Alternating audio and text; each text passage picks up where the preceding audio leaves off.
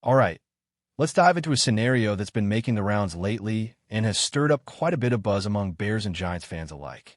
A potential blockbuster trade that, at first glance, sounds like something straight out of franchise mode on Madden. DJ Moore for Kayvon Thibodeaux. Now, before you roll your eyes or start throwing takes around, let's break this thing down piece by piece and talk about why this actually isn't as wild as it might seem. So, let's start with the Giants. They're in a tough spot right now. Malachi Neighbors, a young wideout with big upside, goes down, and suddenly their already shaky wide receiver room looks paper thin. You've got Wan'Dale Robinson, Darius Slayton, and not much else. And here's the kicker. This is the year they're trying to find out if Jackson Dart is their guy at quarterback. Like, this is a make-or-break situation. Brian Daboll's seat is heating up, and if he wants to keep his job, he's got to prove that Dart is the real deal. But how are you supposed to properly evaluate a young QB when his weapons are limited? It's hard to see a path to success when he's throwing to depth chart receivers every Sunday. That's where DJ Moore comes in, a proven vet, still in his prime, who could instantly elevate Dart's development curve and give the Giants a legitimate outside threat. He's got the route running, the physicality, and the experience to be a stabilizing force in that offense. No, he hasn't lit it up this year in Chicago, but let's be real, that's not entirely on him. The Bears have a new number one in Rome Odunze, who's clearly taken the reins as Caleb's top target. DJ's now the number two option, and while he's still producing in spurts, the volume just hasn't been consistent. Some of that's on the scheme, some of it's on the connection with Caleb Williams still developing, and part of it is just Rome being that dude. Now flip the script. What does Kayvon Thibodeaux bring to the table for Chicago? For one, he fills an immediate need. The Bears' pass rush has been close to non-existent this year. They've been begging for a guy who can win one-on-one matchups and disrupt plays in the backfield. And while Kayvon hasn't exactly exploded this season, there's still plenty to like. According to PFF, his pass rush win rate sits just under 11%, which is average, not great. But if you're watching tape and not just reading stats, you can see flashes. He's disruptive, he bends well, and he brings pressure even if he's not always finishing the play. The production hasn't been elite, but the potential is still very real. Plus, he's got that former top 5 pick pedigree, and he's only a couple years into his career.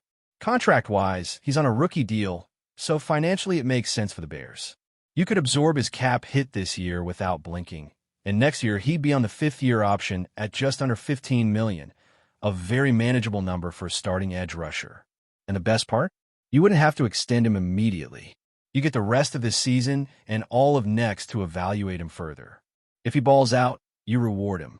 If not, you move on without the massive financial commitment. It's a low-risk, high-upside move at a premium position. Back to DJ Moore. The Bears gave up significant capital to get him, but that was under a different set of expectations.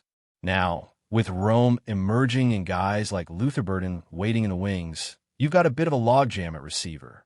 If you believe Luther is ready to step into a full-time role, then you've got to ask yourself if keeping DJ and his nearly $30 million salary is the best use of resources.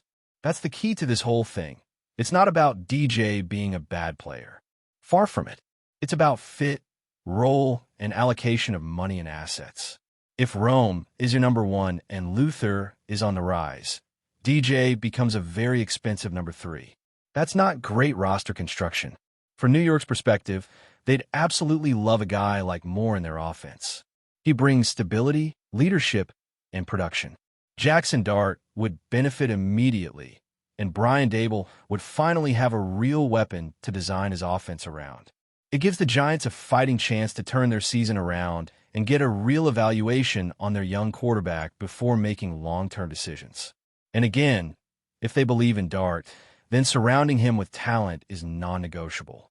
You can't let him flounder with second-tier weapons and then wonder why he's not progressing. But back in Chicago, it's not just about clearing space. It's also about solving one of their most glaring weaknesses. The pass rush has been a problem all season. Adding a player like Thibodeaux might not fix everything overnight, but it gives you a cornerstone to build around. And let's be honest, It's a lot easier to find wide receivers in today's NFL than it is to find disruptive edge rushers. That's just facts. You can get a solid receiver in the draft or even in free agency. But true pass rushers? Those guys rarely hit the market. And when they do, they get paid like quarterbacks. So is it a fair trade? Straight up, no picks involved? It's closer than people might think. DJ Moore has the proven production and the higher current value. But Thibodeaux has the positional importance, the potential, and the rookie contract. If there was a pick involved, maybe it's a mid-rounder going to Chicago to even things out. Maybe a conditional day 3 pick. But it's not some huge gap. These are two players in different spots in their careers, but both could help the other team in meaningful ways. If the Bears are serious about retooling this defense and getting younger on offense, it's a conversation worth having. It doesn't mean DJ's not valuable. He is. But value isn't just about production. It's about how a player fits your current build, how much they cost, and what other options you have. And with Rome Odunze ascending and Burden knocking on the door, DJ might just be the odd man out. Now look, I'm not saying pull the trigger today. There's still time to evaluate. We're only a few games in. Things can change. DJ could still carve out a bigger role. Burden might not be ready. Thibodeaux might plateau. That's why the trade deadline exists, to give teams a few more weeks to figure this stuff out. But as it stands right now, it's a move that should absolutely be on the radar. If both sides are serious about building around their young quarterbacks, this is the type of bold move that could pay off for everyone involved. Now, shifting the focus back to Caleb Williams and how all this ties into his development, we need to talk about the impact a move like this would have on your franchise quarterback. Because if there's one priority that stands above everything else for the Bears this season, it's making sure Caleb becomes the guy. That's the whole point of this rebuild. So, any decision, whether it's trading DJ Moore, bringing in a pass rusher, or reshuffling the offensive line, needs to be viewed through the lens of how it affects your quarterback.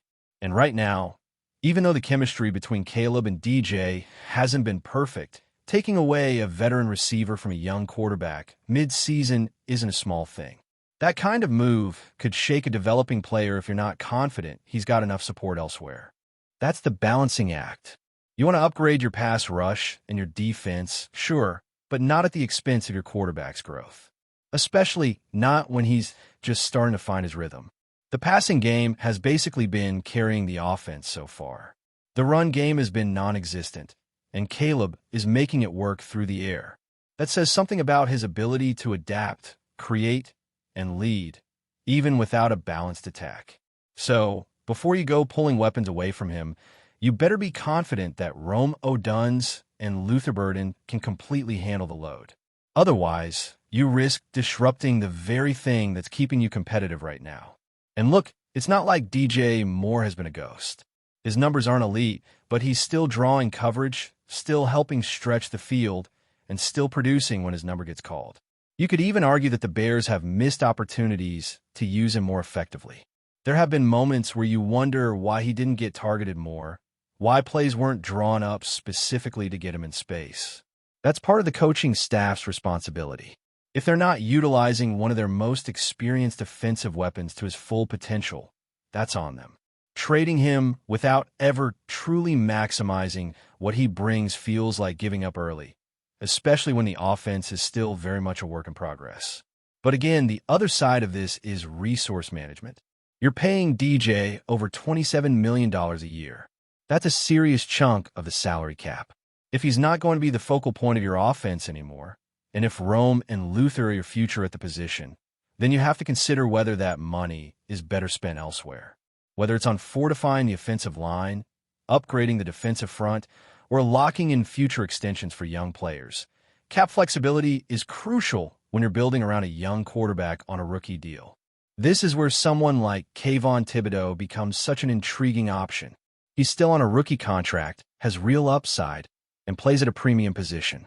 If you can get that kind of player without touching your future draft capital, just by moving a guy who might be your third option by the end of the year, it's hard not to take that seriously.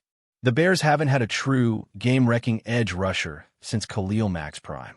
You can scheme all you want on defense, but if you don't have someone who can consistently win off the edge, you're limited. And as of now, That's exactly where this defense is limited. And let's not forget the broader picture with Thibodeaux. He's still young. He's not a finished product. If you get him into a new system with a fresh start, better coaching, and a clear role, who's to say he doesn't take off? Sometimes players just need the right fit. Maybe he hasn't quite lived up to the future All-Pro hype just yet, but that doesn't mean it's not still in there. He has the physical tools.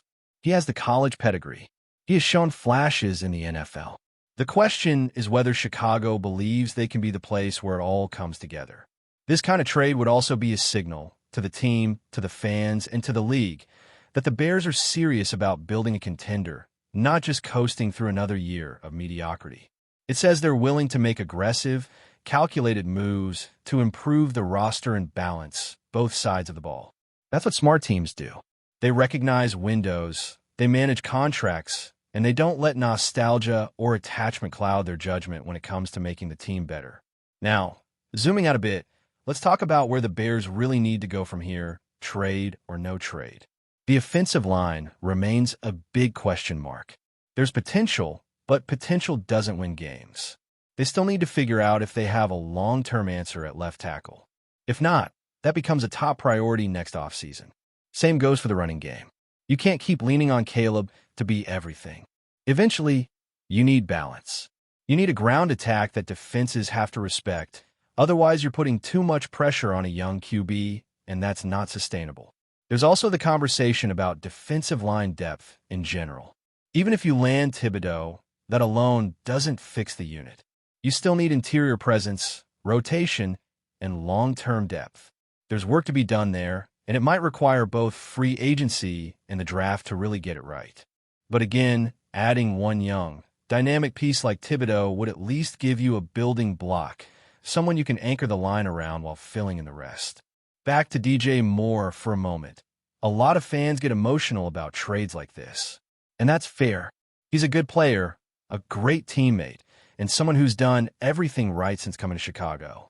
But the NFL is a business, and when you've got a chance to reallocate resources to where they're needed most, you have to be open to it. Especially when the player you're potentially moving has a replacement plan already in motion. If Rome continues ascending like he is, and if Luther Burden keeps flashing, it makes more and more sense. Timing also matters. A trade now might feel premature. But if the Bears return from the bye and DJ's role continues to shrink, if the chemistry still isn't there with Caleb, then you have to reevaluate. And for the Giants, the urgency is already there. They're desperate for weapons. They're trying to keep their head coach employed and give their young QB a shot. It's the kind of trade that helps both teams in very different ways, depending on what each side values more at this point in the season. So, where does that leave us? Right in the middle of a very real debate. DJ Moore for Kayvon Thibodeaux might not be a move you make today, but it's one you absolutely keep on the board. Because as the trade deadline approaches, the Bears are going to have to make some tough calls. Do you hold onto a valuable but potentially expendable player? Or do you make the bold move and try to solve one of your biggest problems in one shot? There's no easy answer. But one thing is clear, doing nothing and hoping it all sorts itself out rarely works in this league. Bold wins. Before we continue, don't forget to subscribe to our channel and give this video a like. Your support helps us keep bringing you the latest updates on our Chicago Bears. And don't be shy. Drop your thoughts on the news in the comments below. The NFL rumor mill is buzzing this morning with whispers that could shake up the defensive landscape in Chicago. Sources close to the matter suggest that Stefon Gilmore, the seasoned cornerback who has been a cornerstone of his current team's secondary, has officially declined a contract extension and is reportedly set on joining the Chicago Bears. While nothing is confirmed yet, the chatter has already sent fans and analysts alike into a frenzy, speculating about what this move could mean for both Gilmore and the Bears' defensive ambitions. Gilmore, known for his lockdown coverage and veteran savvy, has long been regarded as one of the league's most reliable shutdown corners. Over the years, he has faced some of the toughest wide receivers in the NFL and consistently held his own, earning Pro Bowl nods and a reputation that makes quarterbacks think twice before testing his side of the field. His decision to leave his current team, therefore, is bound to have ripple effects, not only in Chicago, but across the league. According to insiders, the Bears have been in contact with Gilmore's camp for weeks, quietly making their pitch and emphasizing the opportunity to be the centerpiece of a secondary hungry for dominance. Chicago's defense has shown flashes of brilliance in recent seasons, but has often struggled with consistency, particularly against elite passing attacks.